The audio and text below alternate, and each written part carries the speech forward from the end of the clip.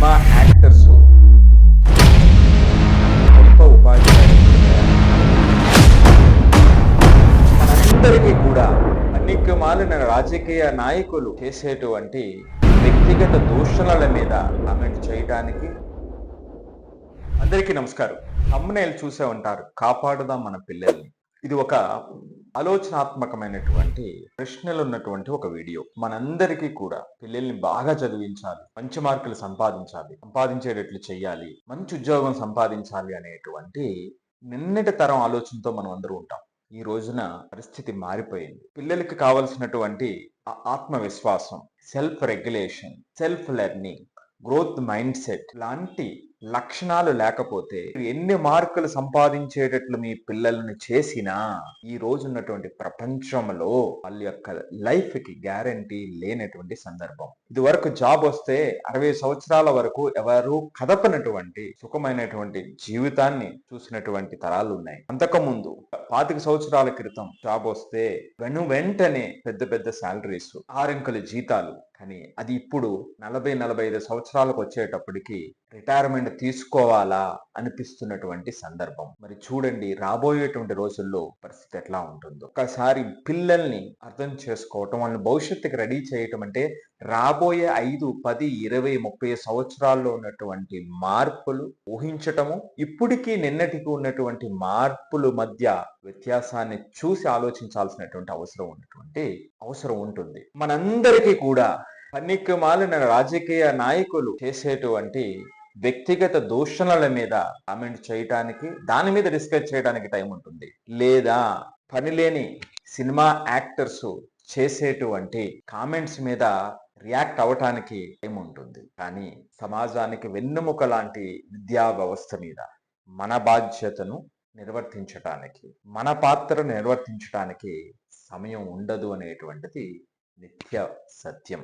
లక్షలు కట్టి స్కూల్లో జాయిన్ చేసేసేమో అయిపోయింది, వాళ్ళు చూసుకుంటారు అనేటువంటి పరిస్థితిలో ఎక్కువ మంది ఉంటారు. అందుకే ఇక్కడ కొన్ని ప్రశ్నలందరికీ కూడా మీ యొక్క విలువైనటువంటి అభిప్రాయాలను కామెంట్ రూపంలో తెలియచేస్తే ఎక్కువ మందికి డిస్కషన్ చేయటానికి, అటువంటి ఆలోచన రాబోయేటువంటి రోజుల్లో రావటానికి అవకాశం ఉంటుందనేటువంటిదే మా యొక్క ప్రయత్నం. మొట్టమొదటి ప్రశ్న, ఈ రోజున మనం ఎడ్యుకేషన్ ఇస్తున్నామని బాల్యాన్ని, లైఫ్ని, అంటే బాల్యంలో ఉన్నటువంటి లైఫ్ని తీసేస్తున్నామా? ఇది ఎంతవరకు నిజం?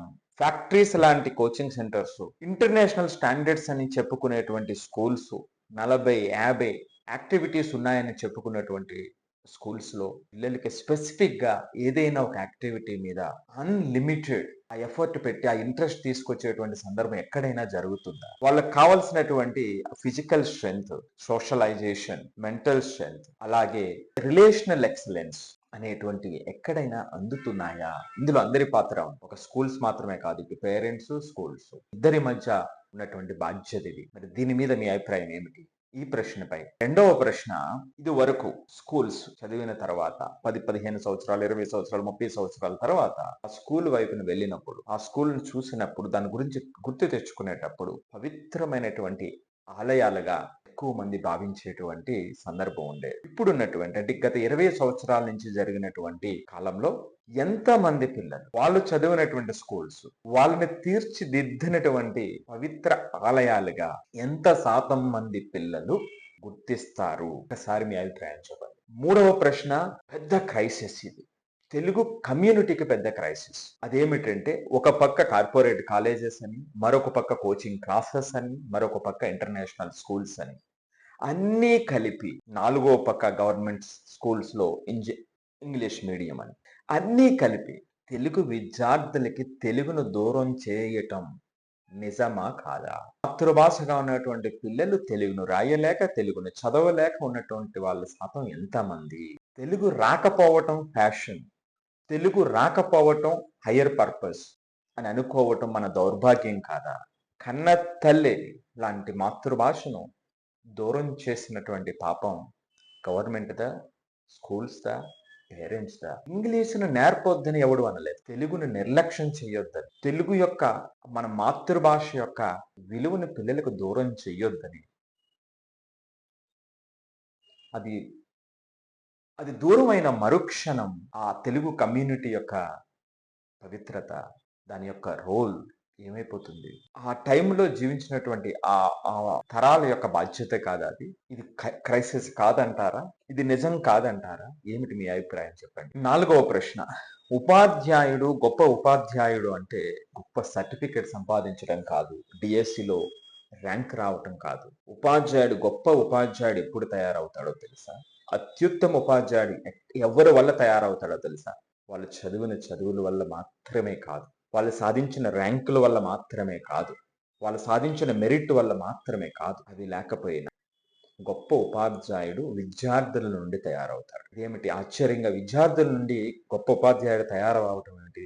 ఉపాధ్యాయుడు విద్యార్థులను తయారు చేయడం కదా అనుకోవచ్చు మీరు. విద్యార్థులు వ్యక్తపరిచేటువంటి భిన్నమైనటువంటి అభిప్రాయాలను తటస్థ ధోరణితో చూసి వారి యొక్క ఆలోచన శక్తిని అర్థం చేసుకున్నటువంటి ఉపాధ్యాయుడు ఏ రోజుకి ఆ రోజు గొప్ప గొప్ప లక్షణాలను సొంతం చేసుకుంటాడు. ప్రతి విద్యార్థిలో ఉన్నటువంటి ఆ నిగూఢమైనటువంటి శక్తిని వెలికి తీయగలిగినటువంటి వాడు అటువంటి ఉపాధ్యాయుడు మాత్రమే అవుతాడు.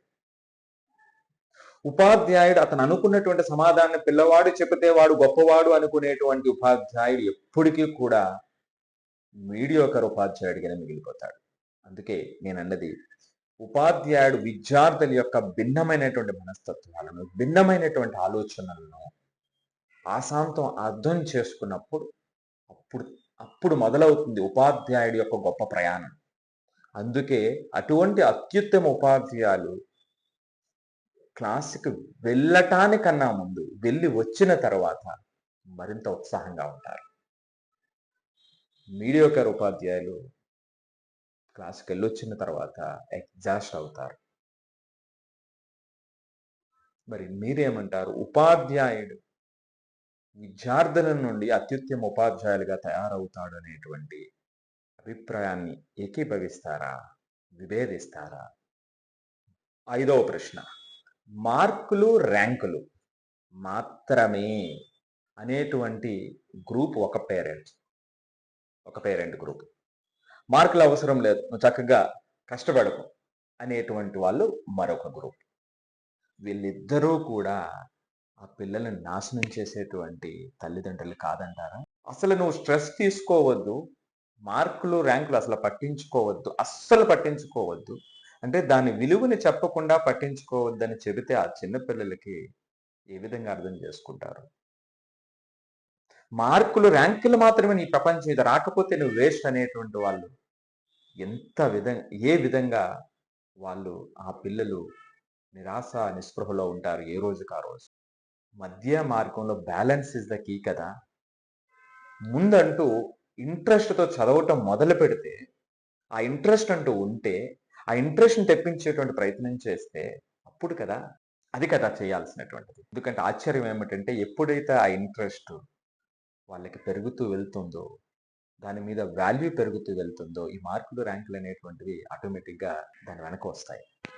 ఈ లాజిక్ని ఎవరు పట్టించుకోరు. మరి మార్కులు మాత్రమే ప్రపంచం, అసలు మార్కులు, ర్యాంకులు అసలు పట్టించుకోవద్దు అనేటువంటి వాళ్ళు, వీళ్ళిద్దరు వల్ల పిల్లలకి ప్రమాదమా కాదా? అభిప్రాయం తెలియచేయండి. సో వీడియో లెంత్ అవుతుంది కాబట్టి ఇక్కడతో ఆపుదాం. మరొక వీడియోలో మరొక 5 ప్రశ్నలను మీ అందరి అభిప్రాయాల్ని వ్యక్తపరచాలి అనేటువంటి ఉద్దేశంతో, సో ఇప్పుడు ఇక్కడతో ఈ 5 ప్రశ్నలతో ఆపుదాం. ప్రతి ఒక్కరూ కూడా శాంతంగా ఒక్కసారి ఆలోచించండి. మీ బాధ్యతగా విద్యా వ్యవస్థలో రావలసినటువంటి మార్పులు, తీసుకురావలసినటువంటి జాగ్రత్తలు, రీస్టోర్ చేయాల్సినటువంటి ఆ పవిత్రతను కాపాడేటువంటి కార్యక్రమంలో మన అందరూ భాగస్వాములు అవుదాం. అటువంటి ఆలోచనని ప్రతి పేరెంట్, ప్రతి టీచర్ ఎడ్యుకేషనల్ ఇన్స్టిట్యూషన్స్ లో ఇన్విటబుల్ గా తీసుకొచ్చేటువంటి ప్రయత్నం చేద్దాం. వీలైనంత ఎక్కువ మందితో డిస్కస్ చేయండి, షేర్ చేయండి, పంచుకోండి మీ ఆలోచనల్ని. లేదా మీకున్నటువంటి ప్రశ్న, మీకు అనిపించినటువంటి ప్రశ్న మరలా పోస్ట్ చేయండి. ఒక మంచి వాతావరణాన్ని నిర్మిద్దాం. మారిపోతున్నటువంటి 21st సెంచరీలో మారినటువంటి ప్రపంచానికి తగ్గట్టుగా మన పిల్లల్ని ఆ విలువలతో రెడీ చేద్దాం.